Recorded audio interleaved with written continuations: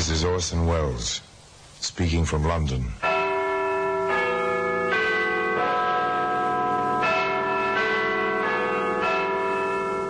The Black Museum.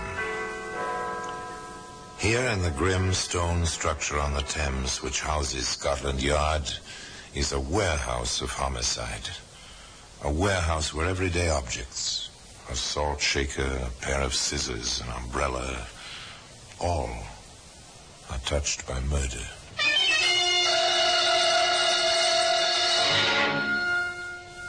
A walking stick, black wood, silver mounted. Maybe it's real ebony. Stick which might have belonged to your grandfather. It's that vintage, about 1865. A gracious era with crinolines and beaver hats. Still harping on that walking stick of yours, Martinson? I've stated 1,000 times and in public, this stick was given me by Garibaldi. I'm proud of it. Well, it's not really my business, of course, but don't you think, Martinson, you ought to stop lying to yourself? Even if you don't stop lying to the gullible public. Well, that walking stick can be seen today in the Black Museum.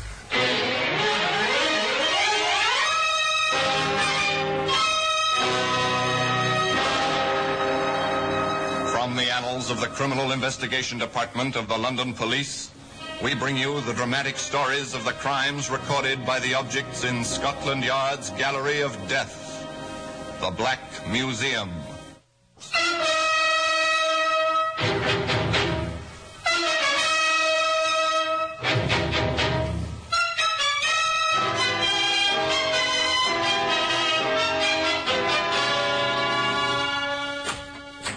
Here we are, in the Black Museum, Scotland Yard's Mausoleum of Murder.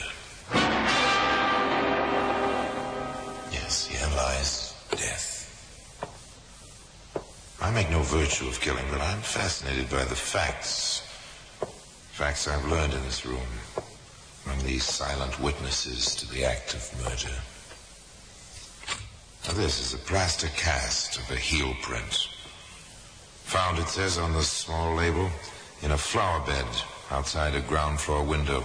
Note the scratches in the rubber heel. Those markings led a man to the gallows. This is a steel file, sharp-pointed, well-tempered, meant for cutting metal cleanly. This file, no, it was not used to escape a prison. No, it was used to put a man in prison. This file became a weapon. Cut through human flesh and bone. Here we are, the walking stick. It came from Glasgow more than 80 years ago, 1865. Its owner was Dr. Richard Martinson, an interesting fellow. Loved to give lectures, sometimes with lantern slides on places where he said he'd been. This is Capri, lovely isle in the Mediterranean, loveliest of all the seven seas. Here, as you can observe, blue waters with a picturesque coastline, adding their soul. He had the soul of a poet, apparently, this Dr. Martinson, and he was, according to himself, a great lover of liberty. I knew Garibaldi, whose courage was as great as man's can be. Garibaldi set freedom above life. He gave me my walking stick as a token of the high esteem in which he held me. Altogether a remarkable man. Of course, there were those in Glasgow who were skeptical, perhaps with reason. Capri, my foot. Martinson's never been out of the British Isles except for 1 week in Paris. And as for that Garibaldi nonsense, balderdash. The discussions about his veracity didn't help Dr. Martinson's practice. This was something of a pity, as the doctor had a wife who was chronically ill. And how are we today, Sylvia, my dear? Oh, as well as I can expect, Richard. Have you had anything to eat today? I don't have any appetite, you know that. The tonic I gave you is to stimulate your appetite, dear. Oh, I can't abide the tonic, Richard. I'm sorry, but I can't. You make me feel rather inadequate, darling. Not only as a provider, but as a doctor as well. Oh, don't feel like that, Richard, please. It's not you. You're doing your best, I know. I hope I am, my dear. I truly hope I am. It is a little strange. I'm the one who's ill, and I'm doing the... But Dr. Martinson bore up under his trials. He bore up rather well. And then company came. To stay. Richard, I don't believe you're giving Sylvia proper attention. Now, Mother Toomey, she's getting the best medical care available. And she still won't eat. Richard, you're a fool. I won't have my daughter neglected. I won't have it. You won't have it. So you suppose I enjoy it? I've made up my mind, Richard. I'm taking over where Sylvia is concerned. The first thing necessary is strength. Oh, yes, Mrs. Toomey had come to stay a while. And she made her presence felt at once in the kitchen. Evelyn, I want to make my daughter something light and tasty. Do you have any tapioca in the house? And, of course, in the bedroom. Particularly in the bedroom. Put the tray on the dresser, Evelyn. Yes, Mum. Mother, what is it you're doing now? Just rest yourself, dear. You may go, Evelyn. Yes, Mum. Of course. But, Mother... Hush, darling. Your mother's here now. And you're going to start eating at once. Oh, Mother. Now, it's tapioca. Light. Really tasty. Oh, Mother, I can't.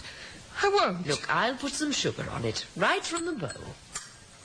There we are. Now, doesn't that look appetizing? Oh, I can't stand the sight of it, really, Mother. I'm not a child. Look, I'll eat some. Do you remember, dear, how I used to get you to eat when you were a tiny lass? By eating from your plate myself, like this. Now it's your turn, dear. Come on. Of course it didn't work. Would it work with you? Of course not. Mrs. Toomey ate all the tapioca herself. Doctor!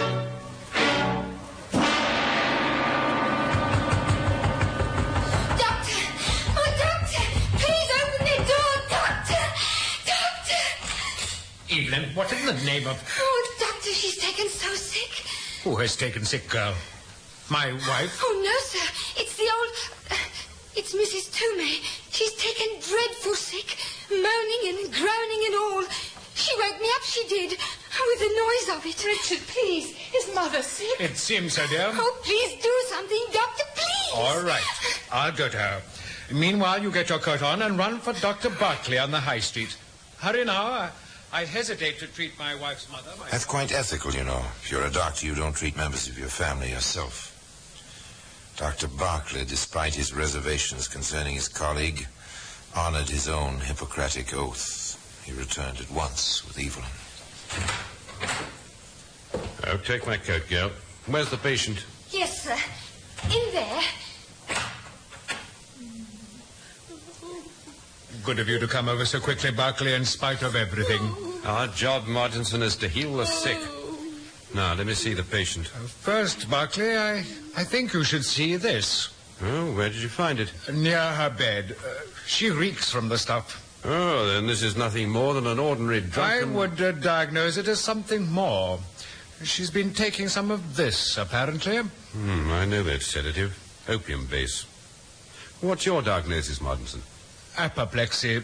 She's the choleric type, you know, apparently subject to these attacks. Now, if you'd care to examine the patient, Doctor, I should be glad to give you whatever assistance... Barclay examined the suffering woman, prescribed a sedative, and went on his way. He called again the next morning. Oh, she seems to be resting comfortably, Martinson. She'll be all right in a day or two, I'm sure. If you want me, send the girl. The coolness between the two medical men remained, and succeeding events didn't tend to improve their relationship. Richard, I'm Mother, and I'm the one who's sick. It must come to all of us, Sylvia. Your mother lived a full life. Now she is at rest. But I'll miss her. I'll miss her terribly. The passing of her mother was extremely upsetting to Sylvia Martinson. Her husband, qualified physician that he was, used to the sight of death, seemed somewhat affected himself. His wife was not present to see him. Evelyn, I want you to see something. Yes, Doctor. This bottle. Remember it? Well, of course, sir. I bought it from the chemist myself. Mrs. Toomey sent me. She said it was for sleeping. When was that exactly, Evelyn? Day before yesterday. The day she came. And the bottle was full then? Oh, yes, sir. And now... Well, you can see for yourself, Doctor. More than half the medicine's gone. Exactly. And I want you to remember this if there should be any question. Understand? Yes, sir. I've made out and signed the death certificate. Can you find your way to the registrar's office? Oh, yes, sir. Go there, then. I'll give you a note. File this paper. I've certified the cause of death as apoplexy. Understand? An obedient girl, that Evelyn. Not too bright, perhaps, but obedient. Very loyal to the doctor. In fact, her loyalty had a tendency to brim over at the edges. I think he's a grand man, grand. And why, may I ask? Well, you only cook for him, Mrs. Bemis. You don't see him at the front of the house like I do. So considerate, so kindly. Have some more cheese, Evie. Thank you, I will. Now, this cheese, he went to the other end of the city for it, just to tempt the madam to eat something. But she wouldn't touch any of it. It's a husband's duty to care for his wife. The doctor does more than his duty. Spends all that time at her bedside. Tries to help her every way he can. Maybe it's because he's got so much time on his hands, not having many patients and all. I'll have a bit more of that cheese myself. I heard over the fence yesterday, half the neighborhood is talking of what a prevaricator he is. With his walking stick from the Italian. Nonsense. If he says it was a gift... Well, then you can be sure it was not. A great one for making up... A bit of below-stairs gossip, a touch of the local scandal that kept patients away from the doctor's door, just some gossip at the end of the servants' dinner as they lingered over the cheese poor sick Sylvia had refused. Yes. The cheese. Evelyn, the bicarbonate. Oh, where does the doctor keep his bicarbonate of soda? Well, I think in the medicine cabinet. I don't feel so well myself. I'll get it. Oh, hurry. Oh, my stomach's that twisted. It must have been the cheese. Oh, it did taste a bit tangy. Oh, hurry. Oh, no, thank heaven. The poor mistress refused to touch it. Thank heaven, yes. Oh, if I can find the soda, if I can find it quickly without... Another tiny piece of the puzzle. Another incident. The cheese which the wife refused. As she refused nearly every other food in the house. As she literally starved herself. Wasting away. Slowly.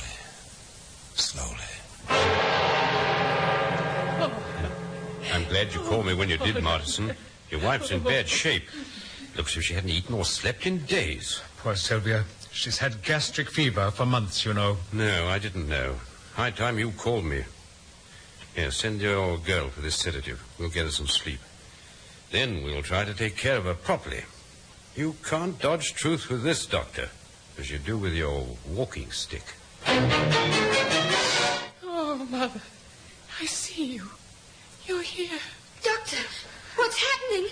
She's talking to her mother. It happens sometimes in the crisis of gastric fever. The patient has hallucinations induced by weakness. Oh, Mother, help me. I'm afraid to die. Oh, Doctor, can you do nothing? Doctor, she's dead. She's gone. No. Sylvia. No. Dr. Martinson's grief seemed genuine. How much of everything was play acting, and how much was truth? And the answer to that question lay in the doctor's own hands, in the shape of a walking stick. That same stick that can be seen today in the Black Museum.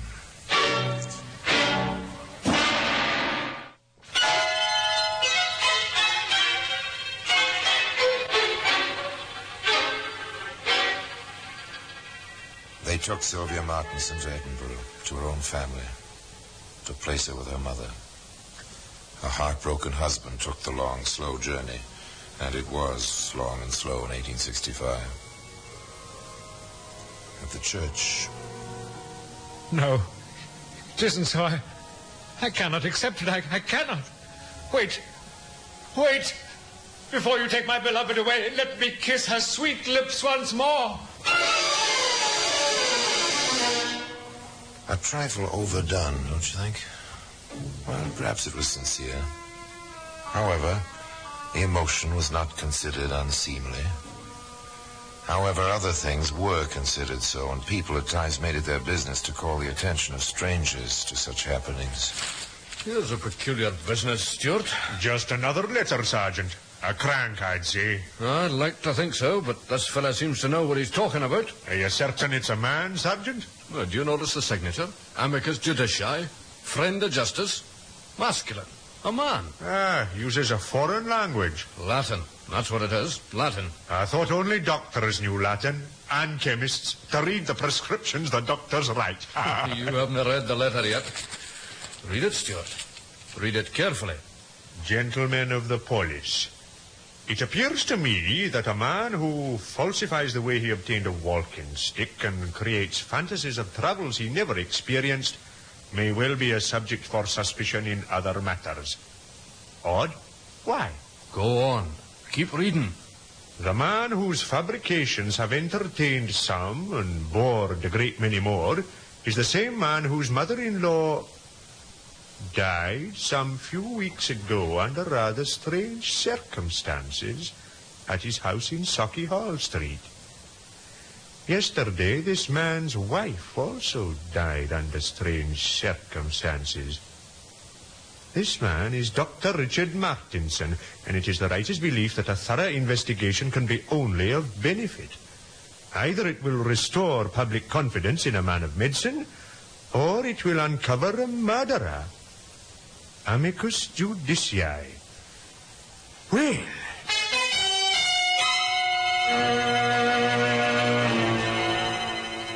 They never found the writer of that letter, but in the Martinson house, which was searched, Warren provided, with a great deal of thoroughness, while Evelyn Warren looked on. Found this, Sergeant. Medicine bottle. Oh, nothing particularly out of the ordinary about that in a doctor's house. Or is there now? Is there, my girl? Oh, no, sir. Nothing at all. We have dozens. All with the label? Sleeping draught, Mrs. Toomey is directed? All of them? No, sir. Only one. That one. Not much left in it, is there? Anyone been taking it? Oh, no, sir. The doctor was very definite. No one was to touch it. He showed it me just after the old Mrs. Toomey passed on. Stuart. Yes, sir. I want an analysis of the contents of this bottle, and I want a copy of the prescription from the chemist who filled it. But there couldn't be anything wrong with it, sir. Well, I fetched it from the chemist shop myself. Oh, you did, girl. Good. Then you can take us there. The analysis was over quickly enough. The report was quite brief. Here it is, Sergeant. 10% mineral poison antimony. Sufficient to kill a strong man, let alone an elderly lady. Next stop, the chemist, where Evelyn Warren had obtained the sedative. My name's Pine, sir. Sergeant Pine, CID, Glasgow Police. Yes, Sergeant. Do you know this girl? Not by name, sir. But you are Dr. Martinson's maid, aren't you? Yes, sir. I am. Good enough. Perhaps you'll tell me what was in this sleeping draught the girl had here. It's a standard mixture, Sergeant. Some opium, not very much. We sell only small quantities. Some people have been known to boil it, evaporate the other contents to get at the opium itself. Any mineral poison antimony in it? Poison? Quiet, girl. Well, sir? That's tartar emetic you speak of, Sergeant. There'll be nothing like that in our sleeping draught. You're positive? Oh, yes. Of course, Dr. Martinson did obtain some of the emetic from us occasionally in the past few months. Enough to cause trouble? He's a doctor, Sergeant. He'd know how and when to use it. The telegraph wires, it was 1865, remember, hummed between Glasgow and Edinburgh. Edinburgh Police CID official. Request exhumation order and autopsy, Mrs. Harry Toomey, daughter, Mrs. Richard Martinson. Suspect homicide, wire reply, Pine, Sergeant, Glasgow Police CID. The wheels were turning, even while the wheels of the train bringing Richard Martinson back to Glasgow were slowing to a stop in the railway station. Dr. Richard Martinson? Yes, I am he. I'll have to ask you to come with me, sir. May I ask who you are and how you knew my name? Detective Stewart, sir, CID. Your description was given me, particularly the walking stick. Oh, yes, this. Given me by Garibaldi, a great man. Am I under arrest? The sergeant has a few questions, sir. If you'd step this way, I have a hansom waiting. Sorry to put you to all this, Doctor, but it can't be. They didn't wait for the autopsies. They took the doctor in charge, as they put it, at once. Suspicion of murder was the booking. A short while later... Report from Edinburgh, Stuart. Both women were poisoned. The wife was full of arsenic. Apparently, he'd been getting it into her for quite some time. It's a cumulative poison. The charge was changed simply to murder. The trial paraded the usual number of experts and police officers to the witness box. The medical evidence was almost overwhelming. But through it all, not one shred of motive. No one could find a reason for these deaths. Until, at last, the Solicitor General, the public prosecutor in those days, brought in a surprise witness. Your name, please, miss? Evelyn Warren. Miss Warren, we understand you were the housemaid in the establishment of the prisoner. Yes. During your employment in that household, did the prisoner make any advances to you? Did he? Answer me, Miss Warren. Yes. When did this happen? Before his wife fell ill? Yes. What did you do about it? I spoke to the mistress. I asked to be let go. What did she say?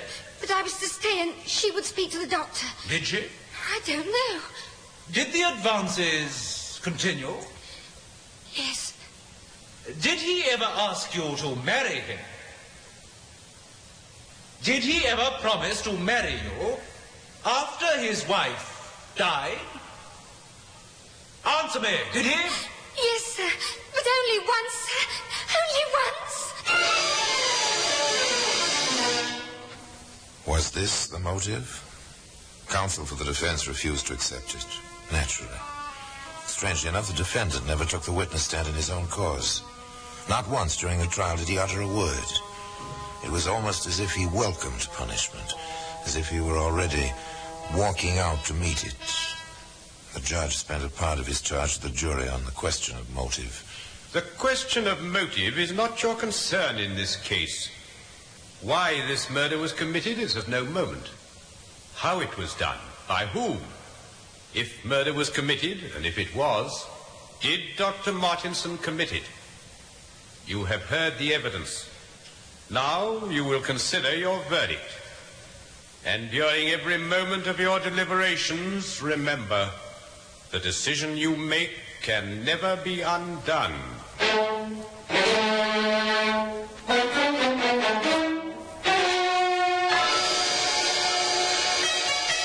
The jury was out exactly 55 minutes. The verdict they brought in gave the judge no choice of sentence. Richard Martinson, you stand before us found guilty of the terrible crime of premeditated homicide. It is the sentence of this court that you be carried from the bar to the prison and there be detained until the 1st of July, 1865, and upon that day to be hanged by the neck until dead. And the walking stick, the evidence which helped the slender value of the doctor's word, that stick which helped to hang him, can be found today in the Black Museum. Why did he do it? What had he to gain? In modern terms, what compulsion drove Richard Martinson to sacrifice his future as a physician to the lies of his lectures, to the fabrication of his walking stick story, to the murder of his wife and her mother? Perhaps today's psychologists would have the answer. In 1865, no one had the answer, not even Richard Martinson himself. He did state, just before he died, "I can assign no motive for the conduct which actuated me beyond a species of terrible madness and the use of ardent spirits." And now, until we meet next time, till we meet in the same place, and I tell you another story about the Black Museum. I remain as always, obediently yours.